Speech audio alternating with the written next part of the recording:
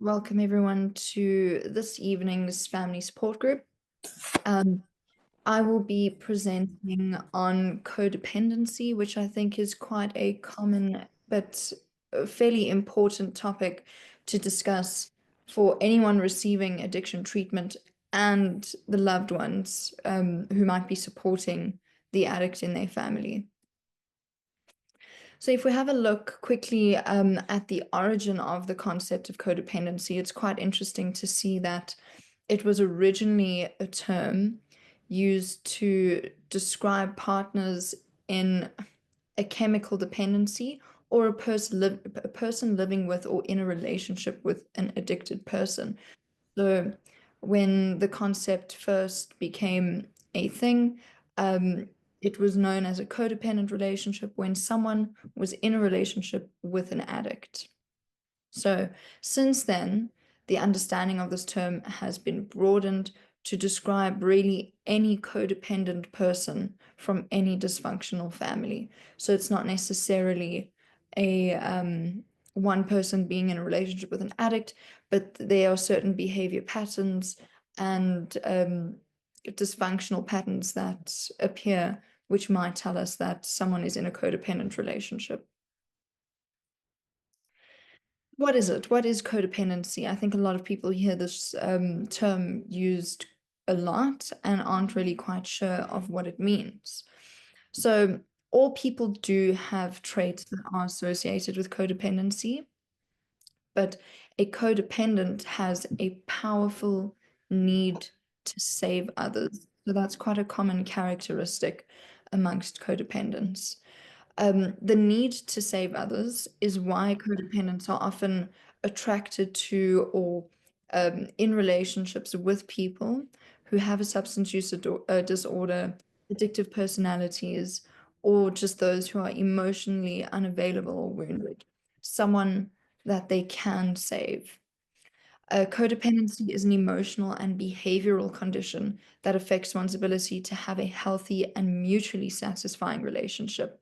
So that's quite an important term to note, a mutually satisfying relationship. Often in codependency, there's a bit of a power imbalance where one person finds the relationship slightly satisfying than the other, and that can shift. The power can be held by one person one day and the other person the next day. So it's a relationship dynamic that is comprised often of rescuing and enabling behaviors. And this includes unhealthy or dysfunctional relationships. Okay. So just to give a bit of a definition on what dysfunctional relationships or what dysfunctional families might look like or what that means.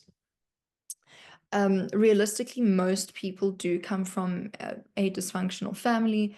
Common dysfunctions include verbal, physical, or sexual abuse, a family member suffering from an addiction or a substance use disorder, or a family member suffering from a chronic mental or physical illness. So these are common dysfunctions that arise within families.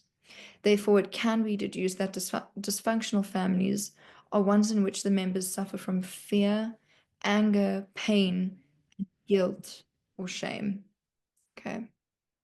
Given those common dysfunctions that we spoke about, the verbal abuse, physical, sexual, or a member suffering from a mental illness or physical illness. Okay.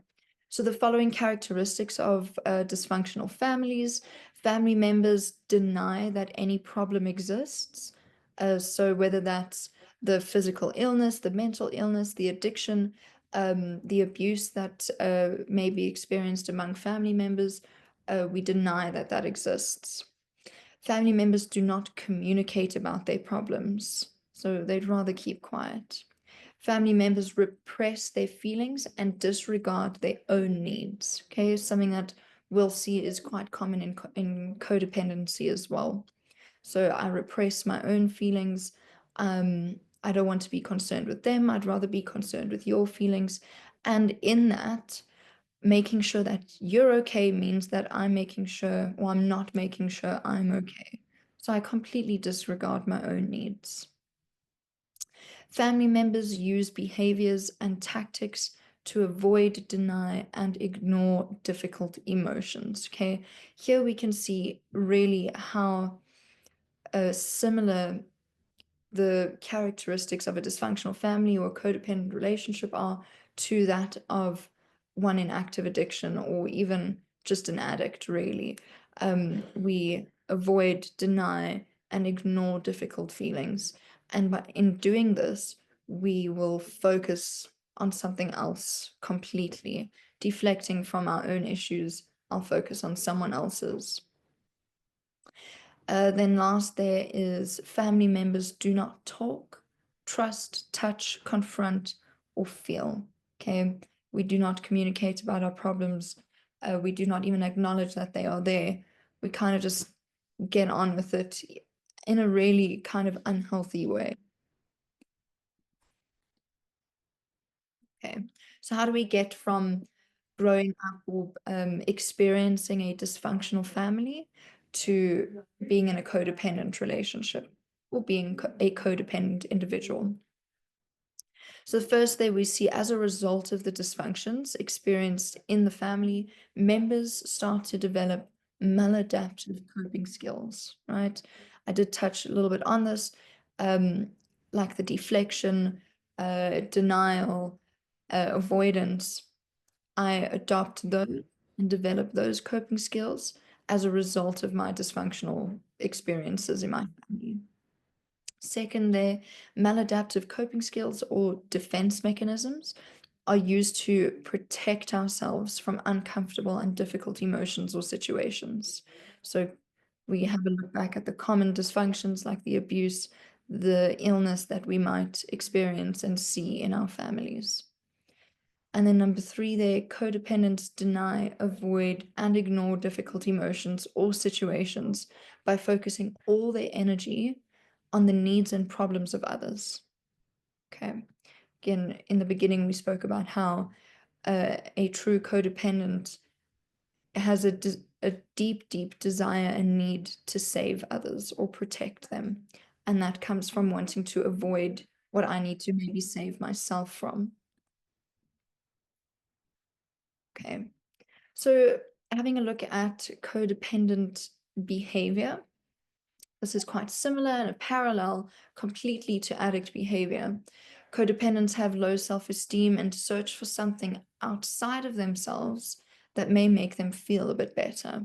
Okay, similarly to an addict who might use drugs or alcohol or gambling or sex or pornography as an external factor that makes me feel better, or rather maybe might distract me from some uncomfortable feelings that I'm experiencing. So codependents look to others for this, and a caretaker position is adopted. Okay, the need to be needed is developed, and then it becomes an obsession. So we really do see how this is quite similar to behaviors and characteristics of an addict. Often codependents take on a martyr's role, meaning that thoughts, feelings, and the needs of the victim not only take precedence over those of the rescuer, but are sought after in spite of the negative effects and consequences faced by the rescuer.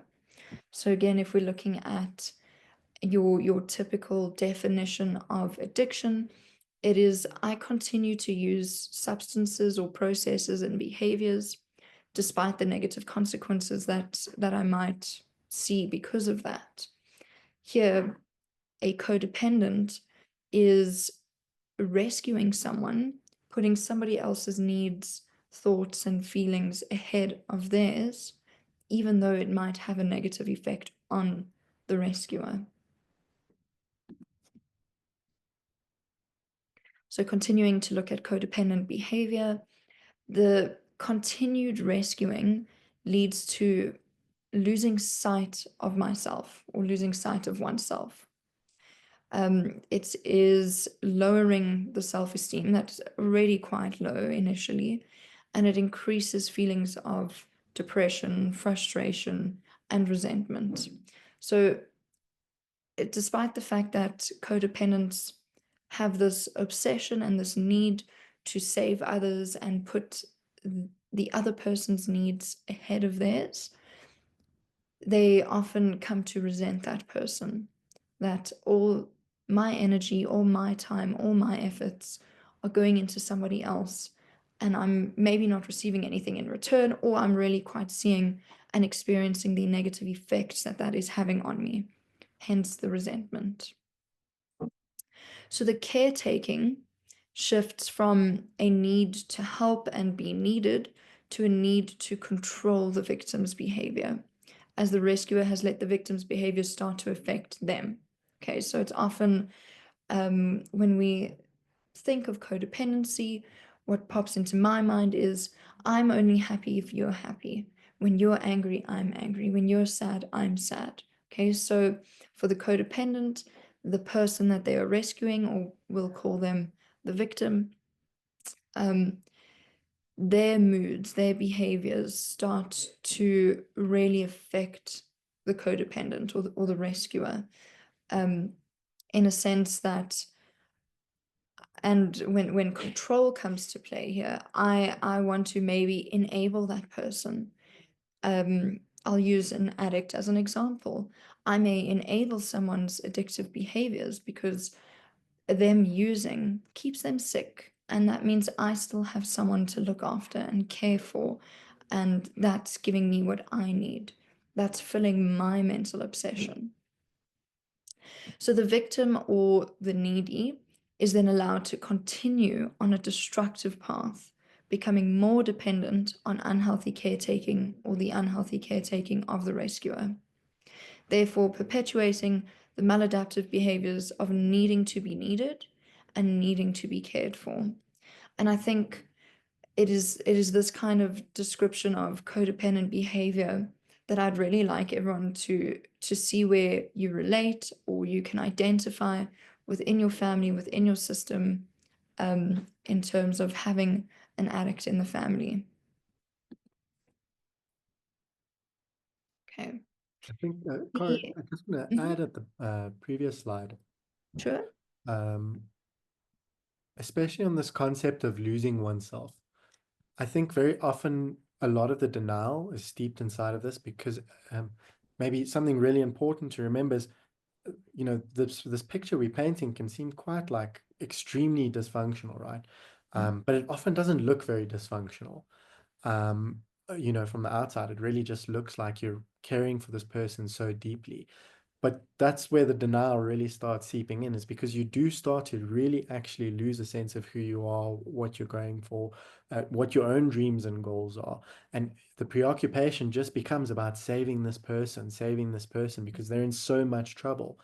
And many of us remember, because we come from dysfunctional families, that then invokes a lot of stuff for us. It says to us, okay, well, we've been in this situation before, and man, it was terrible. So I need to fix it. I need to fix it. I need to fix it. And one way you can really see when you're actually starting to relate maladaptively is when you are working so hard in the relationship. Um, this idea of the lowering of the self-esteem, it's so common. And that's how you begin to function within the relationship. Um, you really do have no sense of yourself at some point. So, and that's why we, especially with in terms of loved ones, speak so much to the concept of first looking after yourself, first self-care, first looking towards yourself and seeing what behavior you've been doing to sort of keep the patterns consistent. Mm. Mm. Thank you, Calvin. And I think in terms of losing oneself,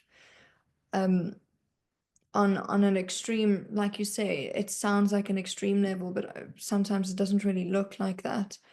It can be, I don't know who I am without this person. I don't know who I am without this relationship that I've formed with this person.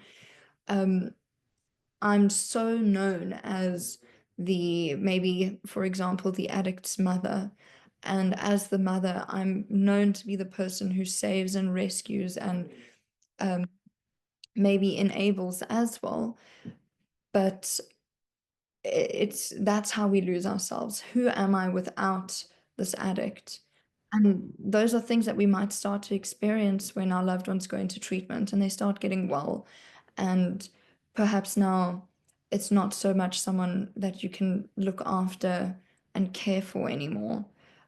Although not to say that those behaviors are not still there.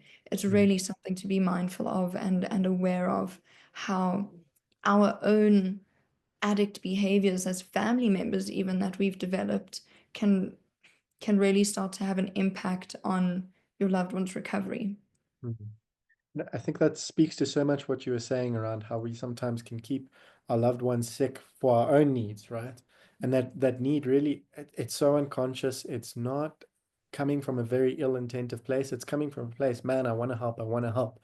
And then we start realizing, well, okay, they've been helped. Who am I now? What am Mm-hmm. I? And we do lose the sense of identity when loved ones get healthier.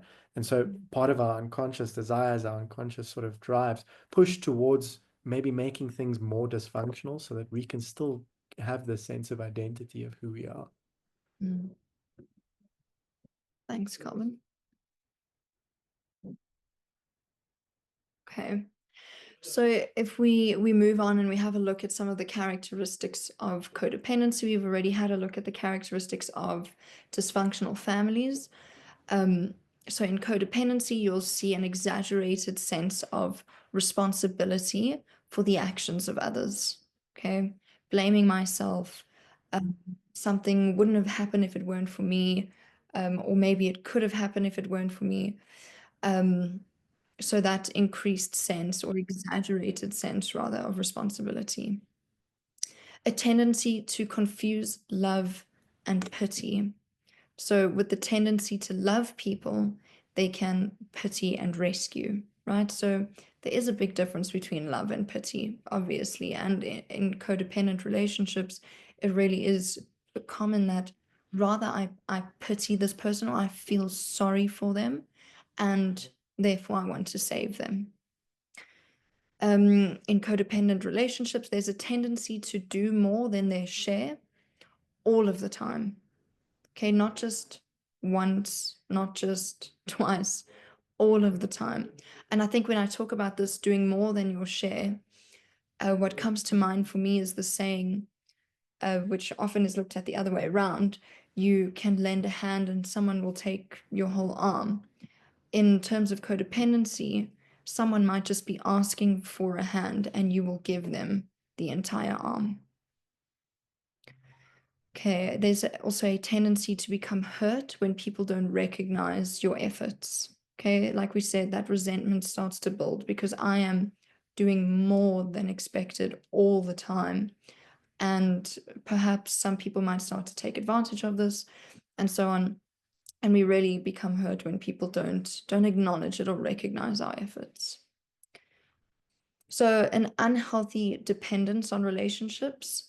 The codependent will do anything to hold on to a relationship to avoid a feeling possibly of abandonment. So again, that's why we might see codependency so apparent in toxic relationships. It's an unhealthy dependence on that relationship, and I will do anything to hold on to it. I might start making excuses for the way the other person behaves or for the way the other person treats me. And that is because I heavily depend on that person for identifying who I am. There's an extreme need for approval and recognition. Again, we have so much effort that we are giving and that is being taken, most likely for granted and advantage of. There's definitely a sense of guilt when asserting ourselves. So I put my needs aside all the time. I prioritize the needs of the other person. And therefore, when it comes to me actually trying to put some boundaries in or asserting myself, I really feel quite guilty. Again, this might also link back to I feel what you feel, and my feelings and thoughts and emotions are quite dependent on your emotions. So therefore, when I try and assert myself, the guilty can come, or the guilt and shame and a sense of guilt comes from I feel like that person feels really bad for what I've done, so now I'm going to feel really bad. Then there's a compelling need to control others. Again, I want to keep this person sick. As long as this person is sick, I will have someone to look after. And then I can try my utmost best to control the situations they put themselves in, the behaviors that end up manifesting. And I will try my best to control that so that I have a part to play when taking care of it. Overall, there's a lack of trust in oneself and or others. There's a fear of being abandoned or being alone, hence why we hold so tightly onto seriously unhealthy relationships. A difficulty in identifying feelings. Again, I spend so much time looking after the feelings of another person. I don't really know what's going on for me. There's a sense of rigidity or difficulty in adjusting to change. Problems with intimacy and boundaries. Again, we did speak a bit about boundaries. Chronic anger, lying and dishonesty, poor communications, and difficulty making decisions. Okay. Difficulty making decisions links in with I feel the sense of guilt when asserting myself, and I have trouble setting boundaries. Okay. I don't know who I am without this person. So therefore, all the decisions I need to make are really going to be highly influenced by what that person thinks as well. I think, for instance, what date night might look like, right? Without the other person. I'm so heavily dependent on what their thoughts and feelings are. Okay. So there's an author, Melody Beattie. She's got a book called Codependency No More. I think what we can do is just have a look at some of the characteristics that she mentions in her book as well. So my good feelings about who I am stem from being liked by you. My good feelings about who I am stem from receiving approval from you. Your struggles affect my serenity. So my mental attention focuses on solving your problems and relieving your pain. And I think while we're going through this, I'd really like you guys to maybe reflect on what stands out for you in ways that you might be able to relate. My mental attention is focused on pleasing you. My self-esteem is bolstered by solving your problems. My own hobbies and interests are put aside, and my time is spent sharing your interests and hobbies. Again, similar to the example of decision making. Your behavior is dictated by my desires, as I feel you are a reflection of me.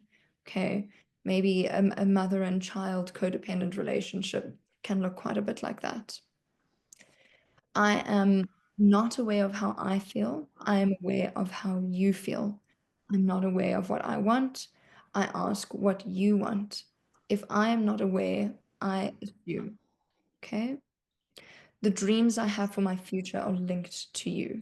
Okay. This is something also maybe common in romantic relationships where my future is dictated and the view I have of it depends on my partner, perhaps, and what are their plans and what do they want to do. And I can't make that decision without knowing that. My fear of your anger determines what I say or do. Okay. Again, very much impacted by their feelings and behaviors. I use giving as a way of feeling safe in our relationship. My social circle diminishes as I involve myself with you. Okay, again, I'm all my focus, all my attention is going onto this one person. I value your opinion and way of doing things more than I value my own. And the quality of my life is in a relationship, is in relation to the quality of yours. Okay. So I think give some thought to perhaps how might relate to some of those statements.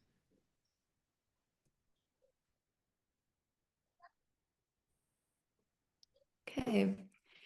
If we have a look at very similar when we look at recovery from addiction as well. I mean, there is Codependent Anonymous 12-step group as well.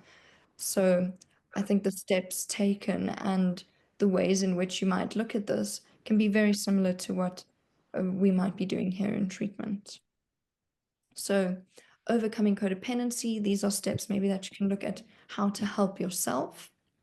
So the first step is awareness of your behaviors and the characteristics of codependency. So that's kind of a bit what we've gone through in this presentation.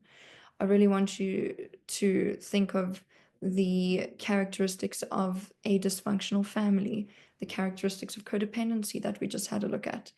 Become aware of how those behaviors play out for you. Number 2 is setting boundaries with yourself and your loved ones. Boundaries are incredibly important. When I talk about addiction recovery, I often say we want to take a bit of a 180. I want to change entirely what I have been doing in active addiction and implement the opposite in my recovery. There are hardly boundaries that are existent in active addiction. It is, I'll just do what I want and nothing else really matters. And sure, if you want to do that, you do that. And cool, I'll do this if you're cool with that. But if you're not cool, then I'll just do it anyway. So there's no boundaries, right, in active addiction. So when we look at doing the 180, we want to become really boundaried people. And boundaries, a really important part of it is that you remember it's for you. Okay. A boundary is not about the other person. It is all about you. And in that sense, it becomes really essential that when setting a boundary, it's focused and built around you and how you experience something and how you feel something. As soon as I try and set a boundary and I say, I'm feeling like this because you did that and you made me feel that way, that other person is really going to get their back up against the wall and quite defensive. And so remember, boundaries are about you. Start identifying the behaviors and characteristics that might resonate with you, and then look at where you might need to start setting boundaries with yourself and with others around you. Then if we look at the third point there, self-care, okay? In codependent relationships, there is no attention being given to myself. Everything I do is for the other person, for their thoughts, for their feelings and their needs. And in extreme cases, or actually in most cases of codependency, this happens to my detriment. I am doing these things for other people to my detriment. So yes, self-care, when we look at doing that 180 flip, is absolutely needs to be involved here. And practicing boundaries can help you get to that point. So boundaries is second, self-care is third, because I need to start setting some time aside maybe for me and just me and what I want to do, because that's what I enjoy doing, not what somebody else enjoys doing. Okay, so still looking coming codependency,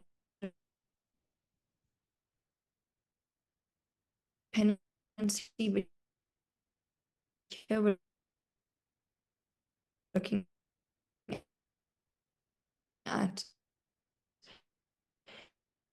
getting help. First, we looked at helps, and there is family psychotherapy, which I think can be quite important because, like we said, this is a dynamic of relationships, of families, and how that dysfunction plays out. So it can all be very well that I start working on these things for myself, and can then be very confusing for everybody else that was in my codependent relationship. And things need to start changing for them possibly as well. So taking a family approach in therapy may be necessary.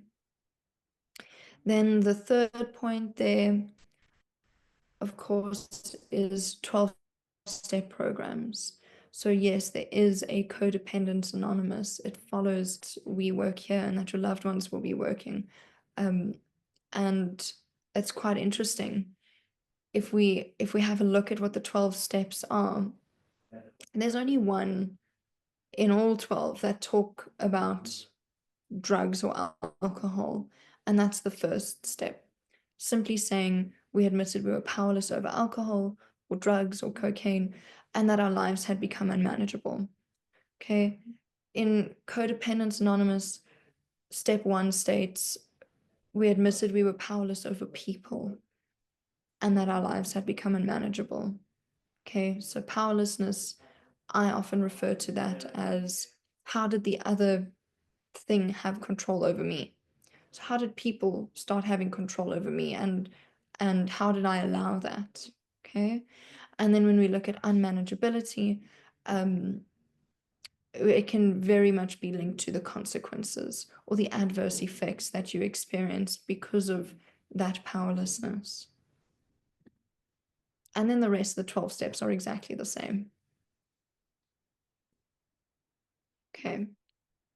So for more information, a lot of the information gathered in this presentation comes from the following websites.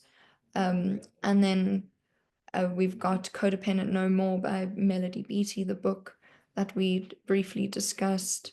Some support groups, we did mention Codependent Anonymous. Then there is Al-Anon, there's Nar-Anon, there's Tough Love, and of course, Changes Addiction Rehab. Okay, so I'd really just like to open up the floor for any questions or discussions that anyone may want to share. All right, we have our first question from Robin. How do you separate showing up for your child/addict as a mother whose instinct is to care for and protect their child, no matter their age, and not show up as a codependent? Distinguishing between these two behaviors is so confusing. Okay. Calvin, do you want to I go think for it? something really important with these relationships, especially with codependent relationships, to remember is that very often why we form or we behave, we form these behaviors, or why we very often, why they play out, right, is because they're touching on something inside of us. They're pushing a button. And so it's really important to recognize in that moment of when you're showing up, which button's being pushed up. Is it the caring mother button, or is it the button that is just for caring? Because the likelihood is you're being manipulated if it's just for caring, if it's just touching on an aspect of you that you feel is just so ingrained into who you are as a person, this caring, loving person. You're likely being manipulated because that's how they've been using you for so long. You can be both. You can be a caring mother who is both boundaried and supportive. But I think when we're really, when that sense of, oh, I need to rescue this person, or oh, I really need to help this person is being touched on, I think the likelihood is that the caring person is showing up and not necessarily the boundaried mother or the boundaried parent or the boundaried lover for that fact. I think this extends beyond it. I think with being boundaried, right? I often, and even manipulation as well. I often talk about there is a lot of work. We can do these presentations in primary and secondary and outpatient. We do lectures. We can teach these things or we can learn these things. But there is a lot of work that really needs to be put behind it as well. So if we have a look at the first step of helping ourselves in codependent relationships, the first step there was to become aware and acknowledge these behaviors. And so I would say a really important part of understanding or distinguishing between being caring, being codependent, being boundaried, being manipulated, or being manipulative is understanding our motivations um, behind the things that we do.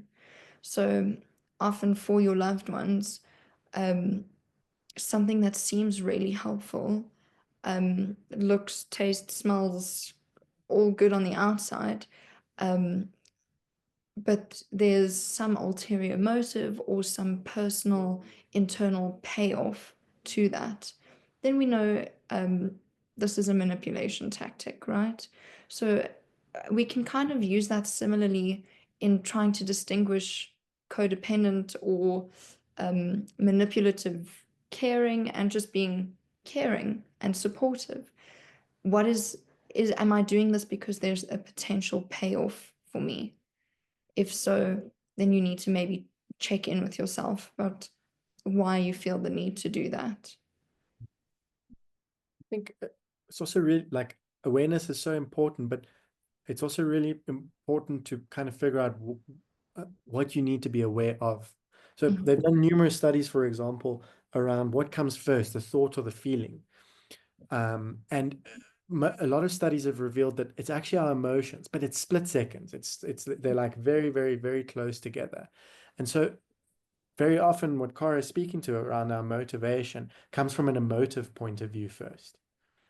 What drives us sort of motivation, or what drives our intent very often comes from an emotional point of view first. So part of that awareness as well is also figuring out what kind of emotions you feel in that moment, and that also really helps you identify what buttons are being pushed. Is it your stuff or is it their stuff?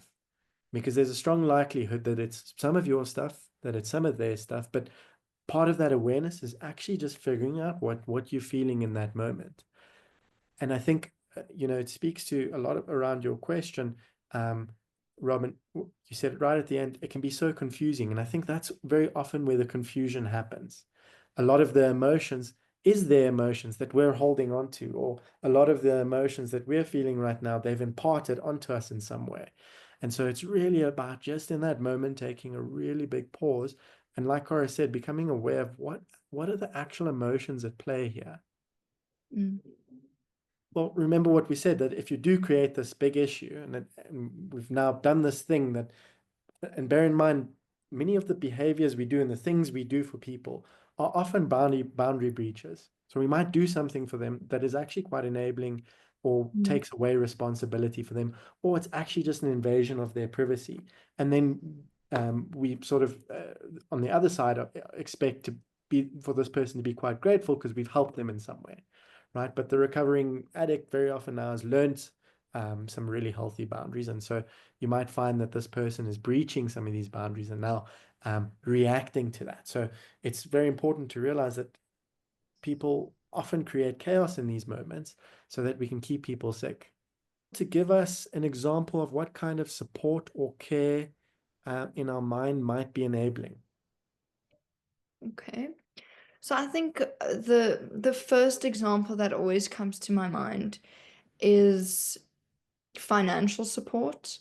And that's maybe something that's more common in active addiction, where it's something that's really quite enabling of a loved one's addiction, um, where money is really, it is an important part of surviving and living, and it can feel quite hectic to want to not give someone some sort of form of financial support when sometimes we know deep down inside maybe that the money is not being used for what one says it's being used for. Um, Often another thing that comes to mind is making excuses for someone or covering up for them in Yeah, certain situations. That is, it's not always I'll take the fall for you, but I will make sure that you don't have to take responsibility for it. yeah, And that, in a way, is absolutely enabling. It means they've gotten away with it one more time, and that means they can try and do it again. yeah. And I think it can be so subtle, Peter. It can come in ways where you think, okay, that where we just simply say the words, well, they're going through a really tough time now. Mm. Now, going through a tough time isn't an excuse for your addiction. That's the point here, right? And so it's important to realize in that moment that you should be able to say, yes, you are going through a tough time, but no, I'm not going to allow this to continue. In fact, if this does continue, I'm out of here, even in spite of the tough time you're going through, type of thing. Mm. And so, in that moment, they might react so poorly, like, but I'm really actually going through a lot. And that's the point. They're going through a lot, and it's only getting worse with the alcohol. And if you continue to support that in that moment, right, that they are going through a lot, which is really most of the time actually quite true. But if we continue to support that, then we're just excusing their behavior. I think it's But also quite important to note the difference between helping and enabling, mm, right? A lot of the times enabling, um, you might end up doing that thing or that task for that person. Whereas helping is I can explain it to you, I can maybe show you briefly how to do it, and then it's all yours. The job is yours. You still need to take some or have mm, some form of responsibility here. That's where we can also kind of see where enabling mm. starts to, yeah. And I think in recovery itself, the financial the financial sort of consequences of addiction are severe, but I think that the financial consequences of recovery can be quite severe too, right? Mhm. And so I think there can also be a bit of a distinction there that, are you helping this loved one if they're continuing treatment? uh, you know, Continuing treatment very often can be costly, is very often costly. And so that's a different kind of support. That is the support where, you are saying, um, you are encouraging their recovery, you are encouraging healthier ways of coping, learning how to cope. Um, so that in and of itself can't be quite enabling behavior. You're actually giving them the financial means necessary to empower themselves in some way. Mhm. And so with that, it's also just maybe to draw a distinction between in recovery and outside of recovery. Now, bear in mind, loved ones can often abuse that. They can use recovery as a means to garner further financial support, right? I think we see this so often much later in recovery when they are actually ready to find work and they are actually ready to start reintegrating into society, but they don't, because now they've learned that, well, recovery is a good way of sustaining myself, right? And so it's to then realize that you're enabling them in that at some point, but that is generally quite long into recovery. And I think, if they are working recovery and you working recovery and you both have this kind of conversation that this isn't going on, both of you will move past that quite quickly, if that makes sense too. I don't think that that's always a conversation that has to happen for very long, because at that point, hopefully, you're doing both quite well. Mm. When we say codependent, a lot of people can get certain stigmas around it. They can assume that they've been horrible or quite sick themselves. Mm. This has occurred because of a lot of factors, sometimes outside of our control, and it sometimes gets perpetuated outside of our control. And I think it's really important to remember just that little phrase that Cara had said earlier, that we do lose ourselves. I think something that so often happens when we point out behaviors with family members, okay, well, let's try and put this boundary in. They get quite shocked. They say, well, this is so foreign to me and this is so new. And I think it's so important to remember that and to be quite kind about to yourself. If you find yourself that you've been in sort of enabling, or that you have been in some kind of codependent relationship, I think it's really important to take a step back and say, okay, well, it is what it is at this point, but how can I better myself? How can I um, stop perpetuating this pattern from here on out, and to not be so hard on yourself if you do find yourself in this situation too. It is understandable. It is very often the only way we feel that the relationship can even function, simply because we don't know better. Um, I think after tonight we might, which is no more of an excuse, but I think it's important when these sort of things have um, come to your knowledge to be quite kind to yourself. Absolutely in agreement with you there, Calvin. Um, I do see that there's just one other question here. How to deal with the loneliness slash discomfort that comes with putting boundaries up and stopping maladaptive behaviors. Do we just sit with it? Is the question. So, I mean, what comes to mind for me is that boundaries doesn't mean loneliness. Um, in fact, it's often something that's quite supportive and can create new relationships or bonds when we have strong boundaries. The discomfort is,